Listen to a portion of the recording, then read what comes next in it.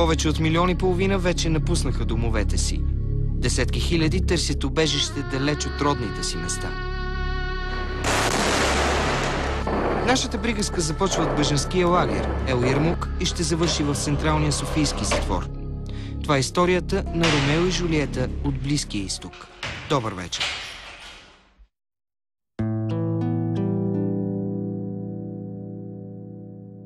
Един прекрасен ден да се разходиш с детето си в парка.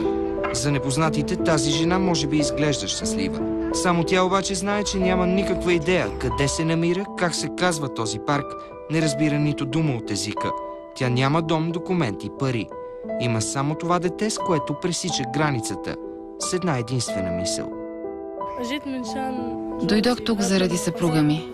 Преди няколко месеца той избяга от Сирия заради събитията там, в опит да намери подходящо място за нас. Пристигнал е тук, но е разбрал, че са бомбардирали лагера и е тръгнал да се връща. Аз бях още бременна и загубих връзка с него. Съпругът на тази жена, Рами, тръгва от лагеря, докато тя е бременна с мисълта да намери сигурно място за семейството си. За няколко седмици обаче мъжът се превръща в единствения бежанец, който панически се опитва да се върне на мястото, от което е избягал. Задържан е в опит да прекоси границата ни с Турция. Хвърлен е в Централния софийски затвор, без да знае дали жена му е добре. След като ражда, тя тръгва да го търси.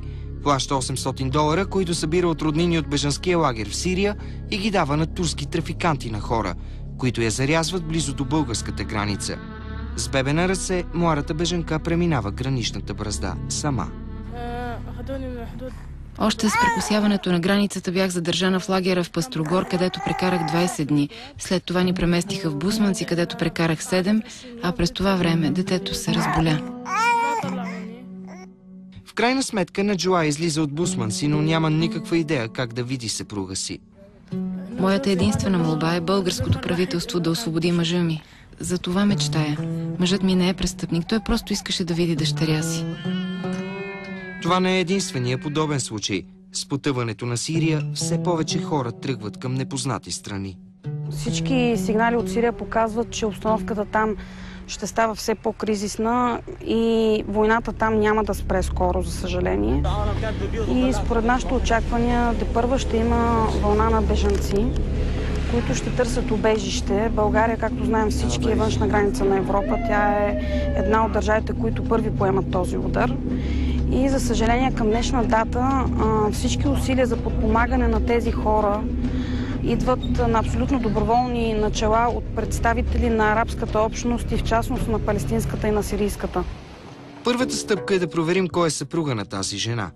Наистина ли е в затвора заради опит да се върне в Сирия? И защо е осъден толкова бързо?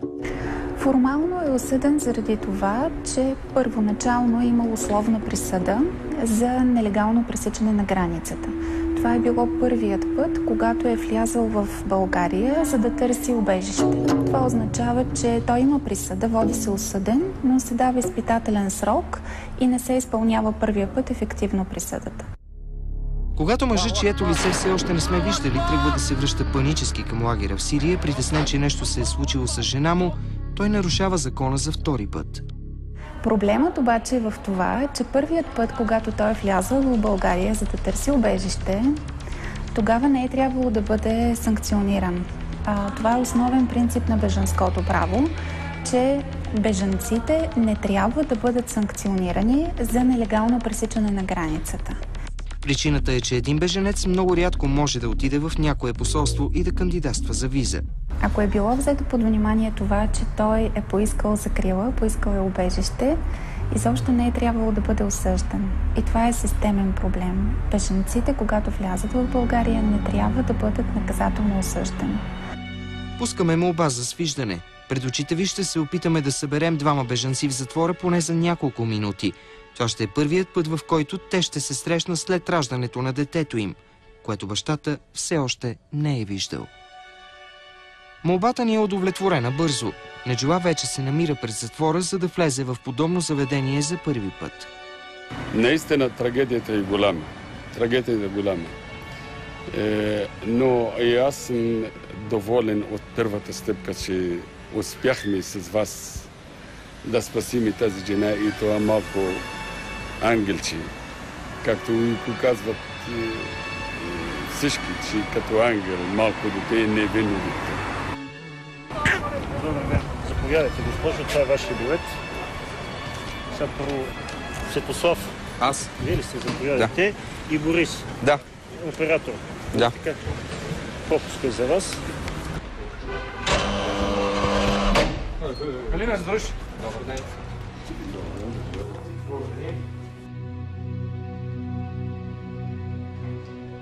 В затвора ни очакват.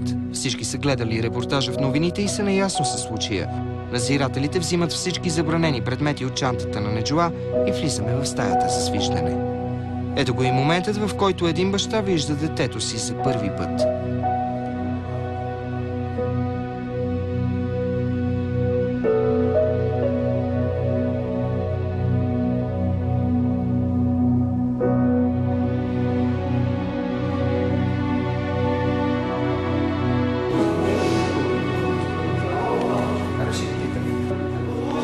Той плаче неудържимо и моли надзирателите да му позволят да я докоснат. След кратък размисъл, те проявяват човещина и му дават детето. В този момент дори се стига и до по-далеч.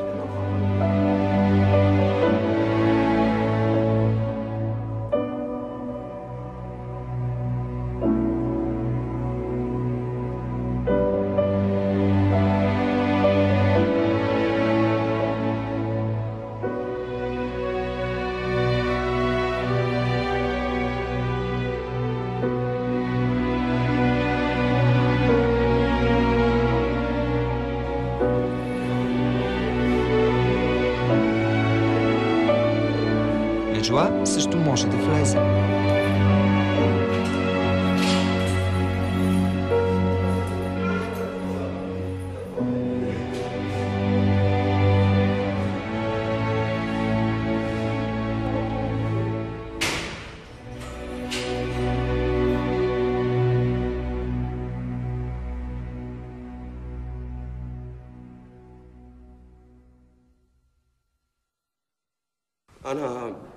Както всички знаят, в Сирия бушува война.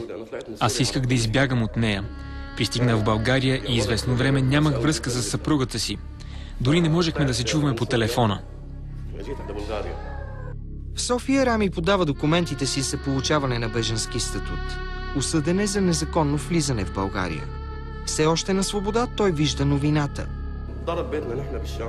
През това време се оказа, че къщата ни в лагера Ямрук е била разрушена. Всички мои близки са останали на улицата. След като научих това, реших да се върна. Дали аз или един европеец или който и да е, когато чуе, че жена му и детето му са останали без дом и нямат никакви близки до тях, няма как да не се върне. Очевидно е, че Рами говори трудно. Доста се вълнува, но не казва нито една лоша дума за България, независимо, че е в затвора. Искам да се извиня на българската държава, че наруших закона, но нямах избор. Човешкото в мен ме накара да се върна, поне да опитам да се върна. Знаете ли, когато сте показали жена ми по телевизията преди няколко дни, дойдоха да ми кажат, че са видяли детето. Казаха ми, че е много хубава и че има сини очи. Аз ги виждам за първи път днес. Юристи коментират, че ако Рами е бил изхвърлил документите си преди да пресече границата, осъждането му би било трудно, защото по бързата процедура се осъждат само тези, които отказват съдействие и подписват документи за признаване на вина. Той идва от въоръжен конфликт. Това води до ретравматизация на този човек. Бежанците са по самото си качество като бежанец уязвими лица. Те принадлежат към уязвима група лица, към които следва да има специално отношение и специална грижа. Наказването му, поставянето му в условия на лишаване от свобода и изтърпяване на присъда води до неговата ретравматизация. Така че това е първата негативна последица, която аз отчитам от това, че той изтърпява ефективна присъда. В затвора надзирателите споделиха, че Рами е сред добрите затворници. Спечелил е награда като най-добър в класа за изучаване на български. Българският народ е прекрасен и аз веднага си намерих много приятели. Благодаря и на вас и вашата телевизия, защото благодарение на вас мога да видя детето си и да го прегърна.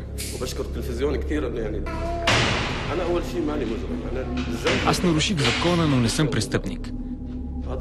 Трябваше да защитя семейството си. Жена ми не можеше да остане сама. Искам да се обърна към българския народ и да му кажа: простете ми, аз греших.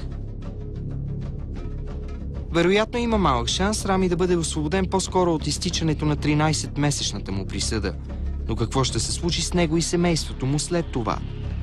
Той ще изпадне в един правен вакуум, без разрешение за пребиваване.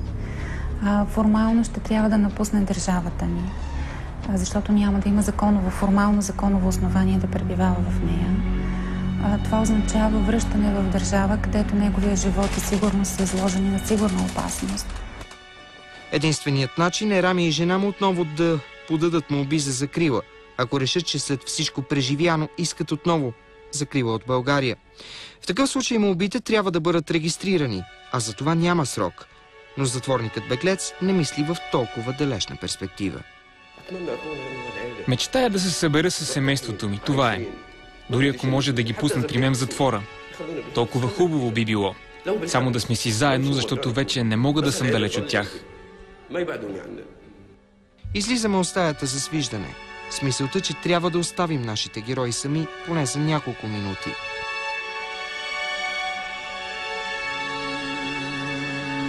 Така завършва тази наша модерна трактовка на Ромео и Жулиета от Близкия изток. История, която започва от бежанския лагер Ел Ярмук в Сирия и до този момент вече намира своята кулминация в София, в Централния софийски затвор и в общежитията на Агенцията за бежанците. Какво ще се случи, никой не знае, защото тези хора започват живота си буквално от начало в нашата страна. Свиждането приключи. Неджела отново е на улицата. Доволна, защото е видяла съпруга си. През сълзи казва, че ще го чака. В последните години хора като тях са свикнали да бягат в търсене на спокойствието. Те са бежанци, а това просто беше една от многото подобни истории. Приятна вечер!